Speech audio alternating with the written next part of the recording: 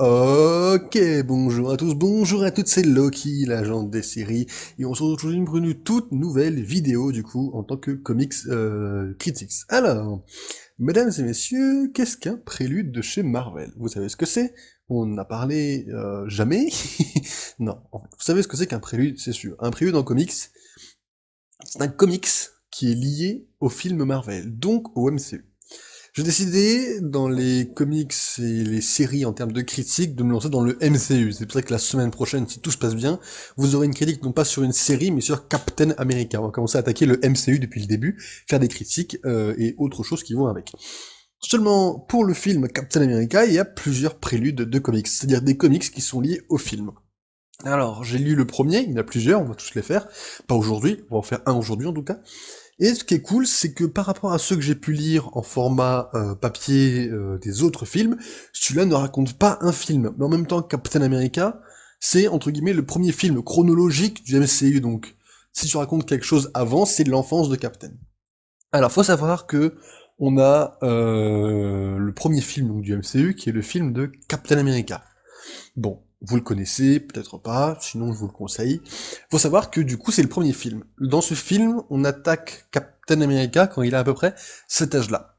Là, le comics attaque Captain America quand il est encore plus jeune. C'est-à-dire que on a un parallèle, bon, il y a un parallèle en vrai, il y a un parallèle entre Captain America, le vrai, et le jeune Steve Rogers.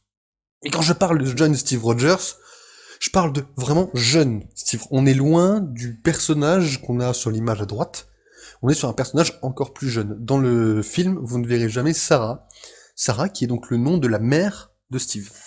Donc, elle est malade dans le comics, on a un parallèle, et elle va parler un peu de son père, qui était donc également soldat à la Première Guerre mondiale, alors pas du père de Sarah, hein, du père de Steve, et on a donc l'inspiration première qui va le pousser à aller, comme vous le voyez dans le film, se confronter plusieurs fois au vérificateur pour pouvoir devenir soldat. Dans le film, on le dit, il a essayé plusieurs fois de s'inscrire, il a échoué à chaque fois. Là, dans le comics, on a la première fois où il va essayer. C'est sympa. On a quelques missions, parce que vous savez que dans Captain America, il y a un moment où on passe plusieurs missions avec Captain et le Howling Commando. On passe ça très vite et on loupe quelques trucs. Là, j'ai l'impression qu'on a... alors, faut voir ce que c'est. Mais je crois que c'est soit le moment où Captain saute pour aller sauver Bucky, parce qu'on n'a pas Bucky dans la mission, soit c'est une mission, comme je vous l'ai dit, un peu annexe. Là, on a le nom du comics, c'est Captain America First Vengeance, du coup. Et donc Captain saute d'un avion. Là, on a eu la scène dans le film, est-ce que c'est la même ou pas? On voit pas qui est dans l'avion, donc c'est pour ça que ça peut prêter encore à confusion, mais voilà. Donc le comics raconte cette histoire donc de Captain qui va donc attaquer une base de l'Hydra seul, et en parallèle, on va avoir son enfance. L'enfance qui est donc, comme je vous l'ai dit, assez... En fait, elle est quand même, je trouve, assez négligée dans le film, mais en fait, voilà, le comics c'est là justement pour pallier à ça, je trouve, et c'est intéressant. Notamment, on a le moment où, vous savez, on a une scène dans le film où Peggy et Steve sont en voiture et Steve dit ah je me suis fait tabasser dans cette ruelle là et celle-là et puis celle-là. Vous vous souvenez de cette scène-là? Je vous la montre à l'image, mais peut-être que vous en souvenez déjà avant. Ben voilà, là on a un moment où il se fait tabasser par des gamins, et où Bucky va aller le sauver. Alors c'est marrant parce que Bucky en lui-même n'est pas forcément un bagarreur comme on peut le voir, mais c'est Captain qui va l'inspirer. Enfin Steve plutôt, je vais arrêter de l'appeler Captain, on va l'appeler Steve. Donc c'est Steve qui inspire Bucky du coup à se défendre, parce que comme vous le savez peut-être, ou peut-être pas, à l'époque, dans les rues, il y avait des espèces de gangs assez jeunes, hein, des gangs très jeunes, et du coup, ils se battaient pour les rues, tout ça, les huitièmes, etc., etc. Donc là, on a Steve qui se fait tabasser pour pas forcément payer le péage pour être passé quelque part, et Bucky, du coup, qui va donc l'aider. Voilà. Donc en parallèle, on a du coup, on a une très courte, alors je vais pas mettre d'image ou quoi, parce qu'on a une très courte apparition du crâne rouge, mais voilà, on le voit même pas, on voit son ombre comme dans les films. Et voilà, donc on a Captain qui se bat, et ce qui est marrant, c'est qu'à un moment donné, une fois que la guerre sera déclenchée, parce que là on est encore au milieu du comics, on est encore à peu près à l'époque où Captain et Bucky...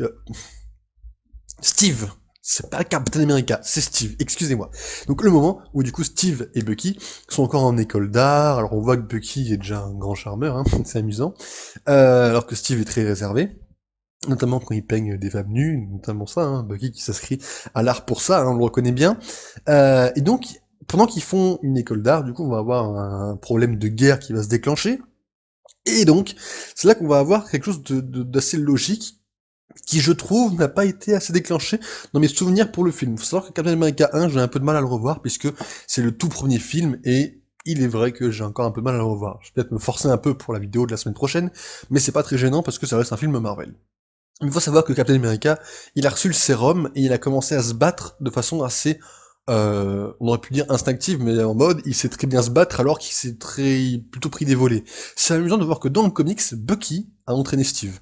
Il savait pas se battre, Steve, mais il savait surtout encaisser les coups, mais dans le sens où Bucky a quand même entraîné Steve à quelques trucs. Il l'a entraîné à la boxe, il l'a entraîné à courir avec un sac, il l'a entraîné sur pas mal de choses. Bon, ça a servi à rien, parce que jusqu'à ce qu'il ait le sérum, il n'avait quand même pas les capacités physiques pour le faire. Mais c'est amusant de voir d'où vient sa persévérance. C'est sa mère qui lui a dit, on va te dire beaucoup de choses, les écoute pas, reste toi-même. Donc c'est intéressant de voir en fait d'où vient toute sa motivation, et même au-delà de sa motivation, de voir d'où vient le fait qu'il est capitaine en fait. C'est-à-dire qu'il est lui-même, il est resté lui-même en effet, mais voilà, d'où la naissance de l'idole du capitaine ou de Steve, ça vient de là. Et ce qui est marrant, c'est que sur la fin, les parallèles entre l'entraînement et le moment où il est capitaine, on voit que quand il est capitaine, il n'oublie pas d'où il vient. C'est ça aussi le parallèle dans le comics, et qui est amusant. Dans le scénario, on te montre un moment où Captain, il dit quelque chose, enfin il se fait dire quelque chose par... Excusez-moi. Où Steve se fait dire quelque chose par Bucky, et c'est Captain qui s'en souvient. Il n'oublie pas d'où il vient, il n'oublie pas que c'est un gamin des rues de Brooklyn à la base. Donc, on voit aussi qu'il va louper son accréditation pour l'armée, là où Bucky a réagi du premier coup, hein. Il va dire qu'il a besoin de deuxième avis, etc. Une show cliffhanger final dont on reparlera juste après. Voilà, ça c'est le scénario établi donc par le comics, et qui n'est franchement pas mauvais. Bon, je reconnais que... voilà. Alors du coup, suite à cela, on va parler un peu des personnages, mais on a déjà quand même pas mal abordé l'idée. On n'a pas grand chose à dire. Il manque potentiellement un personnage, mais en fait, ça s'explique très facilement. On peut, si on est très pointilleux, mais je le suis pas forcément, mais je vais quand même en parler vite fait, on peut dire qu'il manque Peggy Carter au comics, puisqu'elle a quand même un rôle important. Seulement là, il y a deux raisons. Déjà, la première raison, c'est que on est sur un terrain qui est tout simplement de la guerre,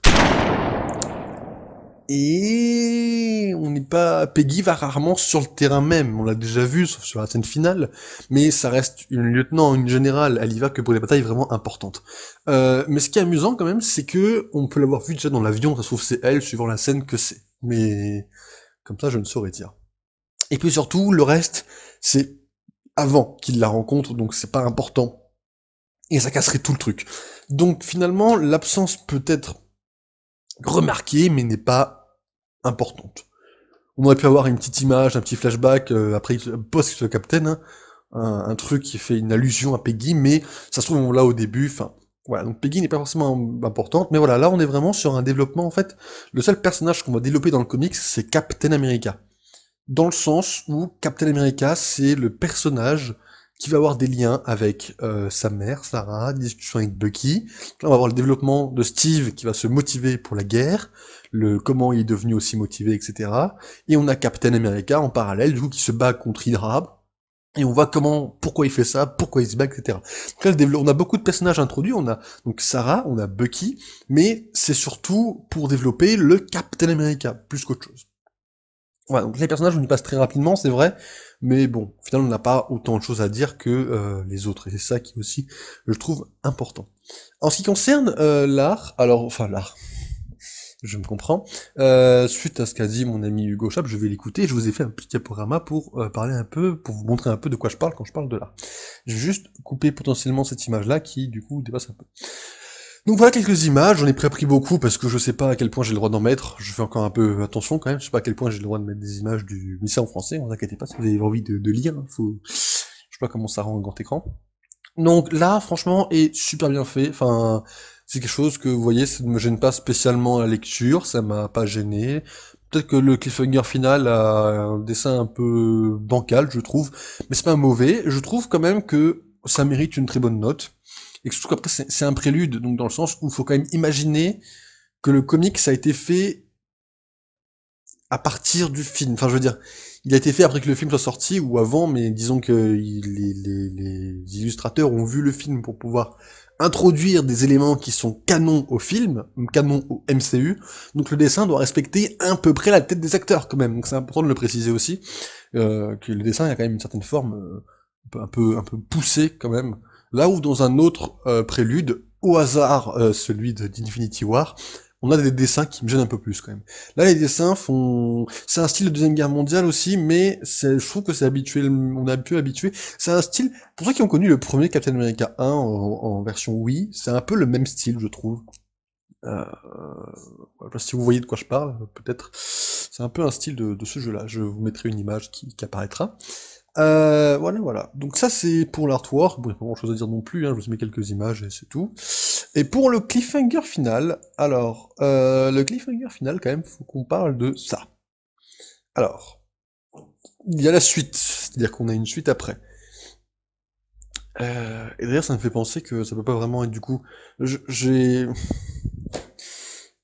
Ça peut pas être la scène de l'avion, puisqu'il n'y a pas ça dans le film.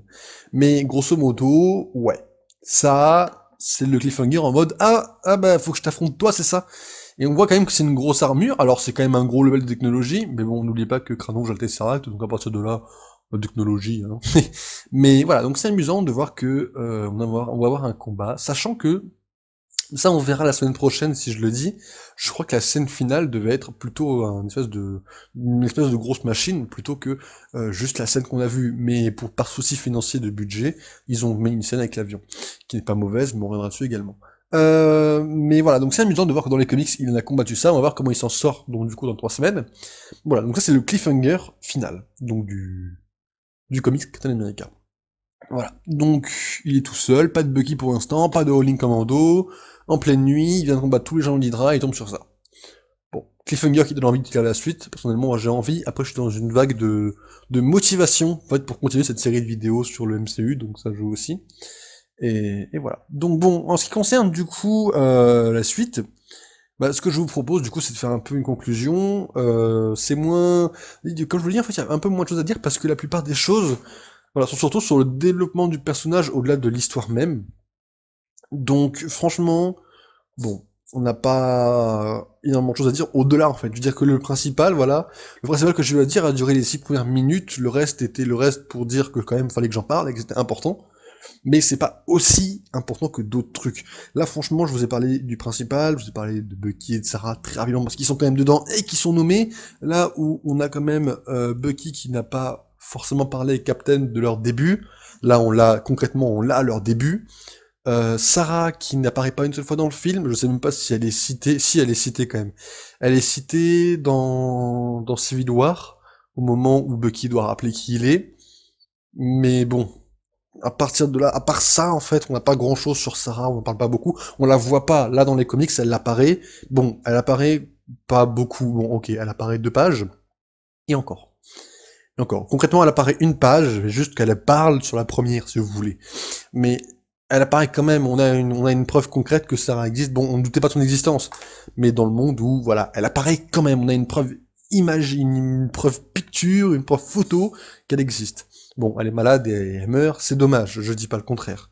Juste que, voilà, on l'a là, on a des scènes de combat, je veux dire, le comic c'est pas non plus ennuyant, on a quand même des scènes de Captain America qui se bat, on a une ambiance, quand même, on sent l'ambiance au moment où c'est Captain, soit c'est très rouge, soit c'est très noir, on est quand même dans le côté de la guerre, c'est important de le préciser, voilà. Donc bon, bah, pour moi c'est quand même un comics qui se colle bien. Faut voir la suite, parce que là le problème c'est qu'on n'a pas non plus beaucoup de choses, mais sur ce que ça introduit de nouveau, c'est-à-dire de voir Sarah, je précise là-dessus que c'est vraiment en fait le point fort du comics, c'est que ça précise l'enfance de Steve Rogers.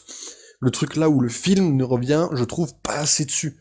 Donc c'est important de voir quand même que le comics s'occupe de ça. Donc c'est quand même le principal du comics, c'est ça.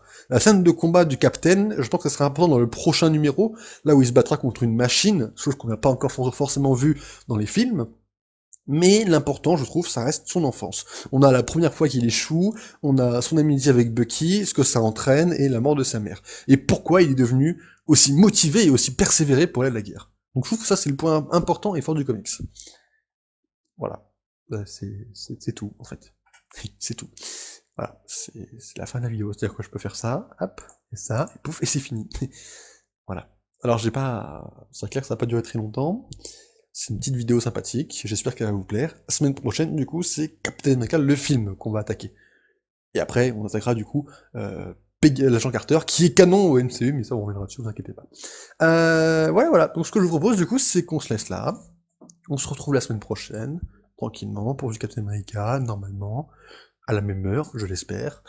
Et voilà. Donc écoutez, je vous souhaite à tous de bonnes vacances, et puis portez-vous bien, et puis d'ici là, bah du coup, ciao ciao tout le monde!